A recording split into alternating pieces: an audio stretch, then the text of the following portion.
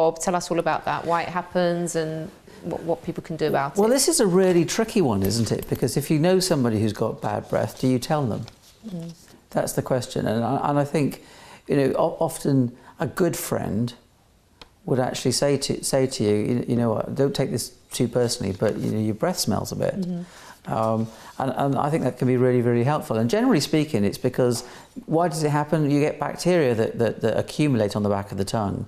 They release a toxin, you know, or toxins, and it's the toxins that smell. So every time you breathe out come these odorous toxins into the air, and so other people around you sense they smell the bad breath.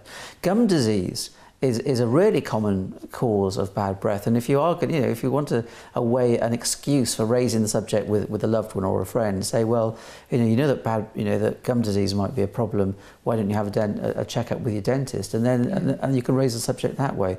The other thing is, it's often like with sweating. If you eat garlic, the smell comes out in your sweat. Spicy foods and what we call smelly foods are likely to add to a smell on the breath. Alcohol, caffeine does it as well.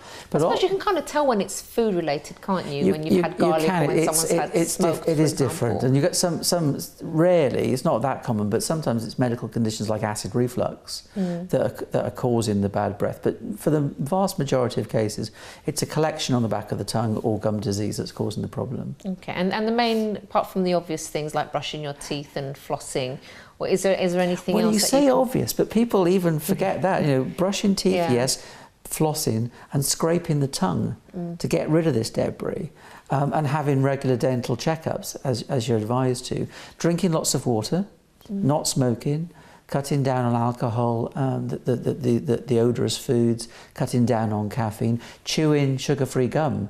Is another way, because it stimulates saliva, which helps cleanse the mouth, so you're not getting so much of a collection. But again, with bad breath, I think your first port of call is your dentist. Okay. And then if the dentist thinks that there might be a problem related to a medical condition, then they will, of course, send you, to see us as a doctor, because sometimes it's an infection that actually is causing the bad breath, but then that tends to be a more temporary thing. And with the tongue scraping that you mentioned, would that just be done with a normal toothbrush, or is it something specific that you need to use? You can use a toothbrush. You can use the back. Some toothbrushes now have behind the bristles. There's a scraping device. There are plastic scrapers. There are all sorts of different they're not expensive, and it's like brushing your teeth and flossing. It's about getting into the habit of doing it, making it part of your dental and oral health care routine. And again, if it is a problem, sometimes it's not easy to tell whether you've got bad breath. But if you want to check, you can lick your wrist, let the saliva dry, and then have a quick smell of it, and that'll tell you one way or the other whether you've got bad breath. Oh, okay, all right, interesting. Yeah. Can you tell us a bit more about how bad breath affects people psychologically as well? Yes, I think it's often underestimated, isn't it? The fact that this is a very sensitive issue. For many people, it's an embarrassing issue. But what it does is it keeps them away from people. So it might keep them away from a loved one. They may not want to be intimate with a loved one. They may not want to kiss a loved one because they're worried that the loved one actually will be put off by their breath. Or it may work the other way, that the person with the bad breath may not know. And then the loved one doesn't want to become intimate. And then the person with the bad breath thinks, well, why? Why don't you want to kiss me? What's going on? Yeah. And all these sort of worries and concerns start breeding. But then there's the other side, is people will stop going out. They'll stop socialising. They may not want to go too close to people in an office. They may not want to go out and party because they just feel so awkward about it. So they become socially isolated.